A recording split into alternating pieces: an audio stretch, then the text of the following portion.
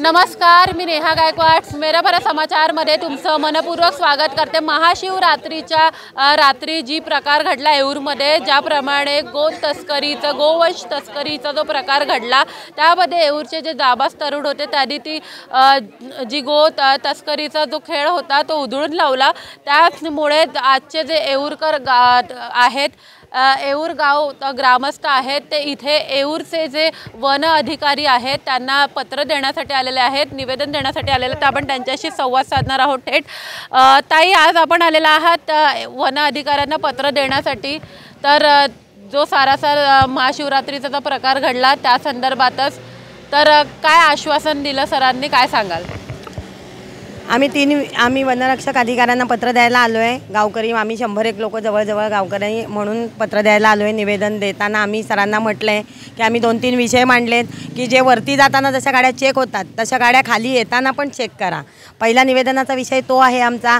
Second आमचा आहे विषय की जे कॅमेरे दुरुस्त आहेत ते कॅमेरे दुरुस्त करा आणि कॅमेऱ्यांची संख्या वाढवा, जेणेकरून काही अनुसूचित प्रकार घडले तर ते आम्हाला तुमच्या निदर्शनात जरा लवकर आणता येतील।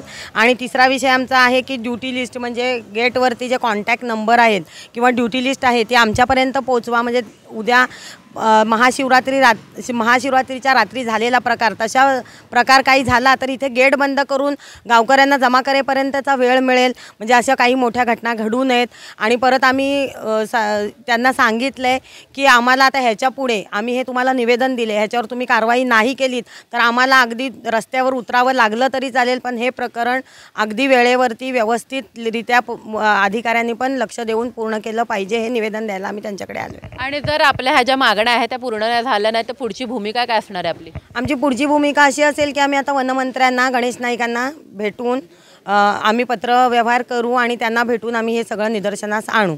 आज जो आपण निवेदन देण्यासाठी आलेला आहात, एकूण 100 गावकरी आहेत आणि आपण आपले विषय पण मांडले, काय सांगा?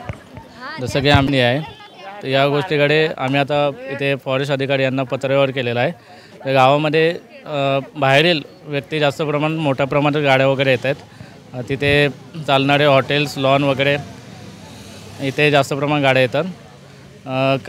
माझा अशीच विनंती आहे फॉरेस्ट अधिकारी यांना की तुम्ही नियमांचे पालन करा, अटीशर्ती पालन करून त्यांचं सर्व चेकिंग करू आणि गाड्या सोडल्या पाहिजेत। महाशिवरात्रीच्या रात्री जो प्रकार घडला तस्करीचा, त्याच्यामध्ये येऊरच्या ग्रामस्थ जे की ह्याबद्दल अवेअर होते आणि ह्या गोष्टीला त्याने आळा लावण्याचा प्रयत्न केला। त्या संदर्भात आज ते येऊरमधील जे वन अधिकारी आहेत त्यांना लेटर देण्यासाठी सुद्धा आलेले आहेत। पुढील जो प्रकार आहे तो होऊ नये यासाठी आता पुढील दक्षता घेतली जाईल असं वन अधिकाऱ्यांनी सुद्धा सांगितलेलं आहे।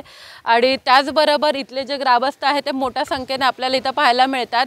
असे प्रकार टाळण्यासाठी गाव पूर्ण एकत्र झालेला आहे। अशीच आशा आहे की भविष्यात असा प्रकार होऊ नये। अशाच अपडेटसाठी आपल्यासोबत जोडून राहा। नेहा गायकवाड, मेरा भरा समाचार, ठाणे।